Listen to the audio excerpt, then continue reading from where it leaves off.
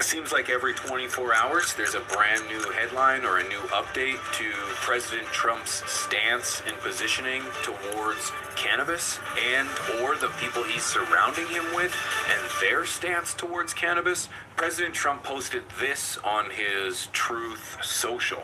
I am pleased to announce that Terry Cole will be the next Drug Enforcement Agent Administrator. Terry is a DEA veteran of 21 years with tours in Colombia, Afghanistan, and Mexico City, who currently serves as Virginia's Secretary of Public Safety and Homeland Security, leading 11 state public safety agencies with more than 19,000 employees. Terry graduated from the Rochester Institute of Technology with a Bachelor of Arts in Liberal Art Criminal Justice and holds leadership certificates from Universities of Virginia, University of Notre Dame, Mendoza School of Business, and MIT Sloan Executive School for Artificial Intelligence and Machine Learning.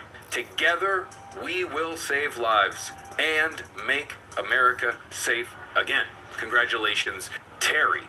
Now that might sound fantastic. However, if you do even the slightest bit of homework in regards to this Terry individual, it seems as if he's probably not the best pick for weed. He's been on the record stating a number of anti-cannabis rhetoric, a lot of which that is not proven, and this is not good in regards to the movement and perpetuation of legal cannabis in America. Cole also previously shared a post from the DEA website discussing the dangers of modern high-potency cannabis. The article claimed that high THC products are causing a slew of problems, including mental health conditions like schizophrenia and psychosis. The post also said cannabis sometimes contains lead and mercury, may cause stunted brain growth, and even claimed it can alter the DNA of men's sperm linked to autism. No concrete evidence for these claims was cited. So I decided to do a little diving.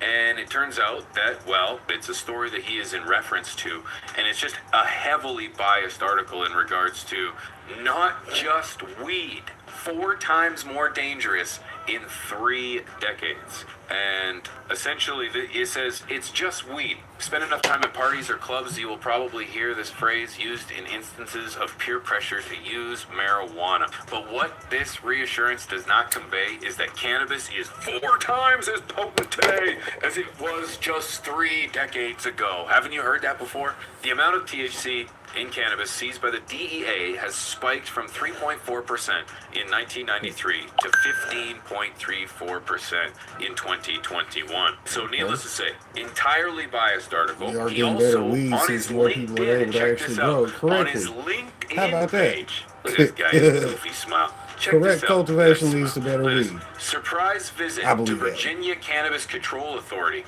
to say hello to our amazing employees, Commonwealth of Virginia. Everybody knows my stance on marijuana after 30 years in law enforcement, so don't even ask. Hashtag just say no, which is tied to Nancy Reagan. Hashtag disorders, hashtag not legal for distribution, hashtag health issues, hashtag thin blue line, hashtag back the blue. This does not look good. As we know, the last administration recommended the rescheduling of cannabis from a Schedule 1 to a Schedule 3, and it hasn't been done yet because A, there was some backlogs, B, there was a change in administration, and now that we have a new administration, will that rescheduling even happen? Who knows? However, I have to admit, I'm a little cynical when it comes to the advancement over the next 4 years of this plant. If you guys are no stranger here, I have constantly said cannabis is used as a